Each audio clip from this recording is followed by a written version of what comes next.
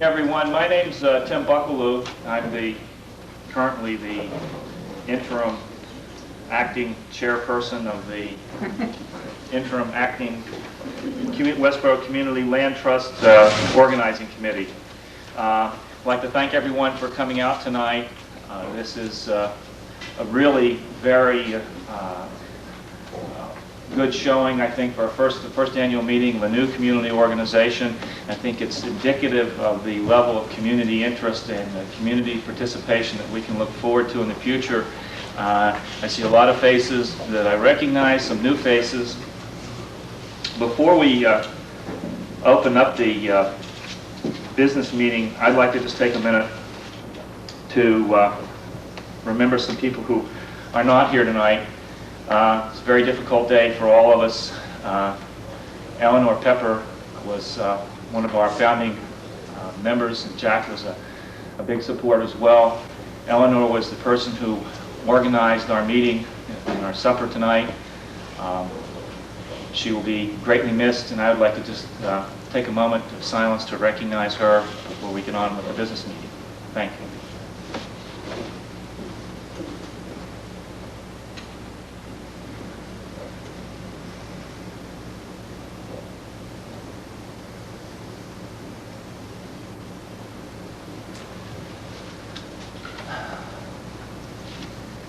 Well, again, there's one other preliminary matter that we need to talk about, and that is that there's one misspelling, I believe, in the list of nominees.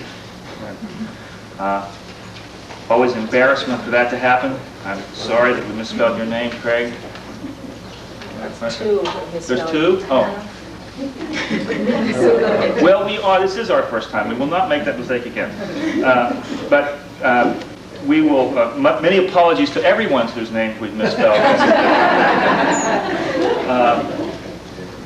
Just to go over briefly what we're going to be doing this evening, we decided in our organizational meetings that we would, at our annual meetings and in other meetings of the Land Trust, we would try to include an educational and informational component for every meeting before we had our business meeting, to give us an opportunity to talk about interesting factors, things that are happening in the community with land trust, things that are happening in the community with land development, with zoning issues, environmental issues, issues of interest to the general public, and particularly of interest to members of the land trust.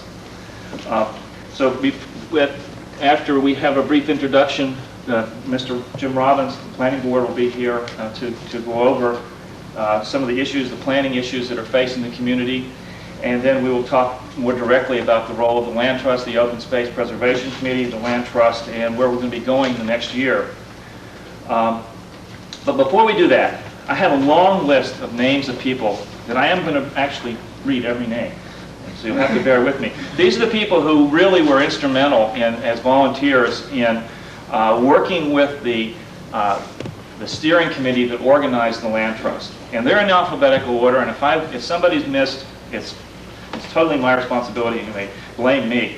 Chris Allen, Evelyn Zane Arnold, Skip Ashton, Karen Barlow, Joan Bentley, Brett Borglund, Bob Brown, Tim Buckaloo, Jack Cahill, Luann Crosby, Kathleen Curran, Tom Dolan, Kate Donahue, Leslie Drohan, Ellen Google, Charlie Harper, Karen Heitzman Angeli, Richard Hero, Steve Hall, Scott Hutchins, Rosemary and Byron Johnson, Wendy Latara, Mary Ellen Libby, Sue Lippett, Ellen Lutz, Cap Morris, Harry Newell, Ellen and Pat O'Brien, Eleanor and Jack Pepper, Dana Peterson, Craig Rickoff, Trudy Roybal and family, Al Sanborn, Rochelle Sivan, Barbara Smith, Ken Sutton, Beth Ann Travis, Matt Wagner, Randy Waterman, and Bill Woodrick. All worked on this, and so I think that those people in particular need to have their moment in the sun, and I hope that they get it tonight.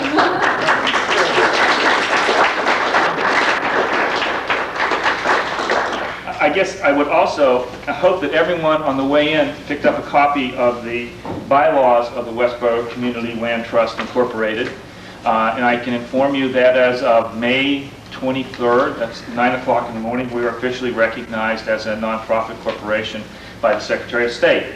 So we are now a bona fide nonprofit organization. You should read the bylaws. The bylaws are the Constitution and the organizing instrument for this organization. We are a membership organization, and if you read in here, you will see that the membership, we are relying on our membership for a lot of input to guidance for the board of directors.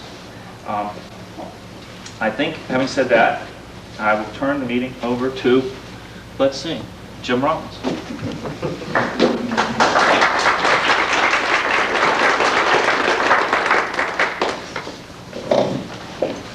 Thanks for having me, Tim. I really want to thank the Land Trust for allowing the planning board to be represented as sort of your first initial keynote speaker for the evening. And personally, I'm really grateful and honored to be working with an organization that's starting with such a purposeful goal at an early stage. Believe it or not, it is not too late for Westborough.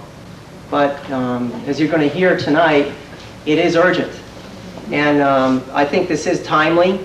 There's no time like the present to get together and decide what the quality of your life is going to be in this community. Obviously, access to natural resources and public open spaces, a major resource, is important to the quality of life of any community. I have brought a lot of graphics this evening, which are hidden behind this large map. And I will get to them, but before I do that, I will put this large map back and talk a little bit about the history of Westborough. And most of you who are here may already know this if you've read the Open Space Master Plan, but for those of you that haven't or may be attending here for the first time and either haven't been to one of these meetings or haven't been to a planning board meeting, this may be enlightening, and you can thank Chris Allen for all the information that I'm going to read because it comes from her, and if there's any inaccuracies, you can also speak to Chris. On November 18th of 1717, the town of Westborough was officially incorporated as the 100th town in the Commonwealth of Massachusetts. And at that time, there were only 27 families in the town. But soon thereafter, there were large farms, mills built along the Aspet River and Jackstraw Brook, and history says that taverns flourished. As a matter of fact, in 1810, the route from Boston to Worcester was straightened and improved into an official turnpike, presently Route 9, and along its route, the Wesson Tavern, the Forbush Tavern, and the Nathan Fisher House, or store, prospered. The center of commerce shifted downtown in 1834 with the arrival of the steam train through Westborough Center.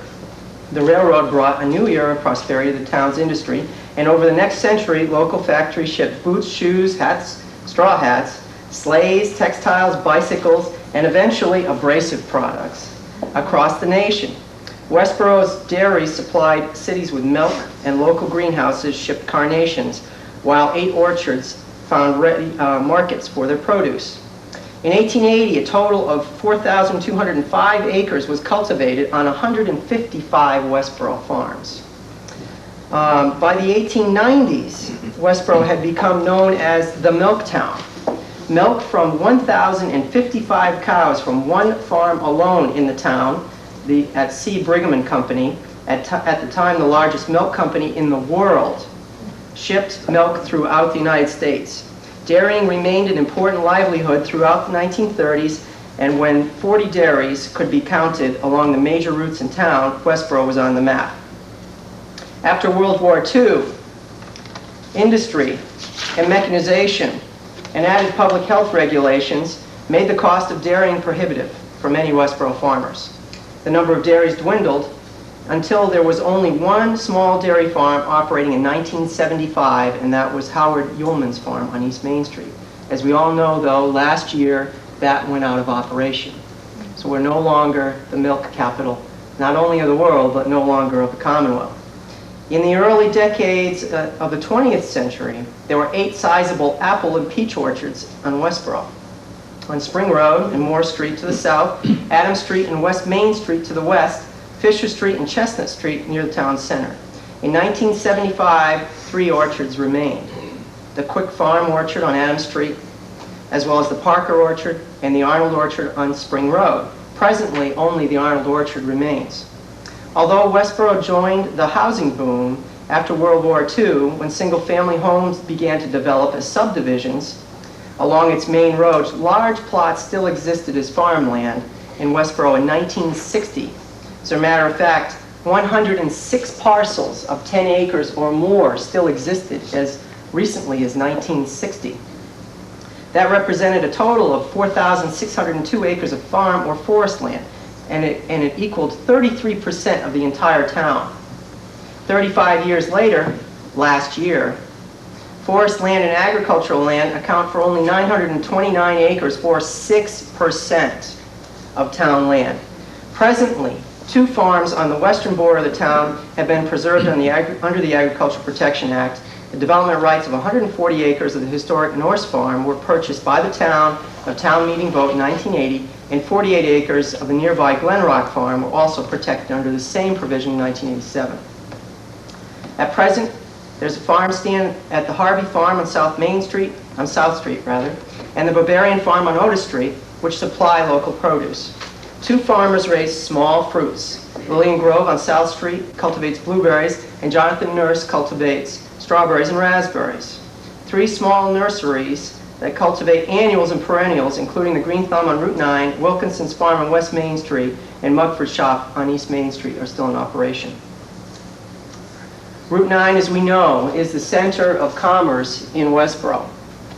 Its stretch is dominated by 2 large dairies, or was rather, at the start of the 20th century, and a peach orchard to the east, 3 dairies, and a turkey farm to the west.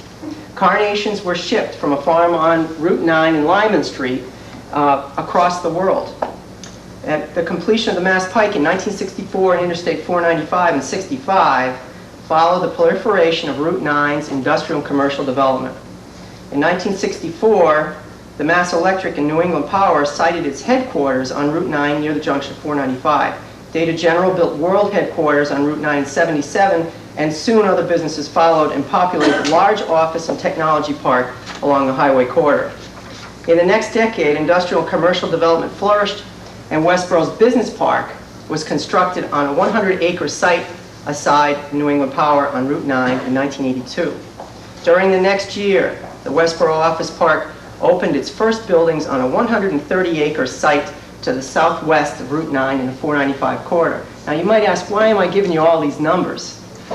It's because we can see that the lion's share of property in town, which was once farms, including Route 9, Carnation Farms, dairy farms, are no longer in existence. But it's not just Route 9 that has suffered.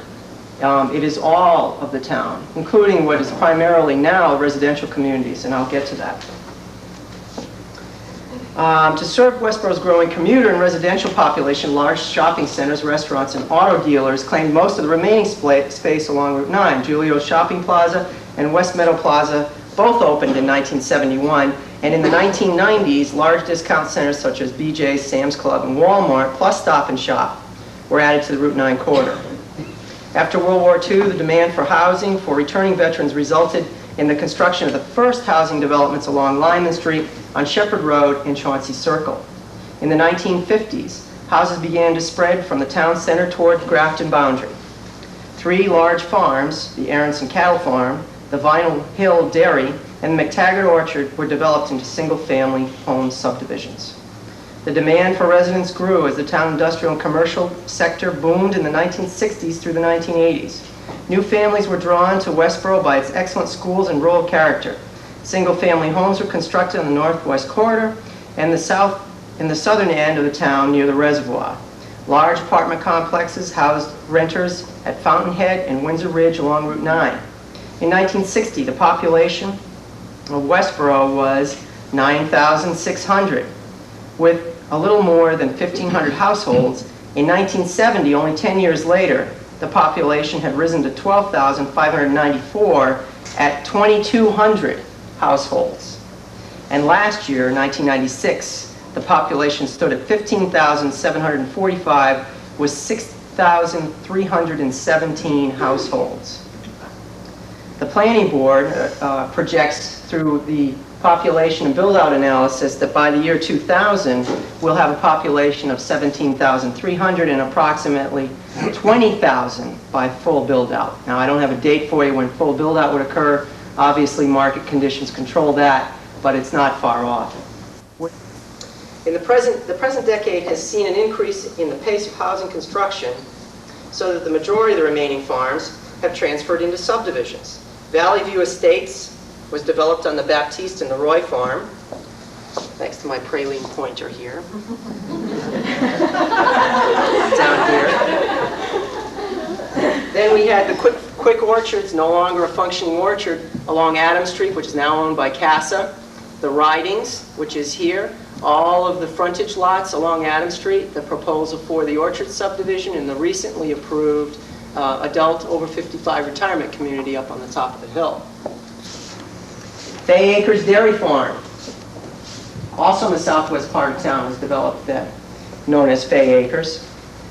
Westview Farms and Yeoman Farms, as I stated earlier, up here in the eastern quadrant of town, which was part of the Yeoman Farms. And the Gables on Hardscrabble Farm, and Assabet Estates at the Dunn and Graham Farm.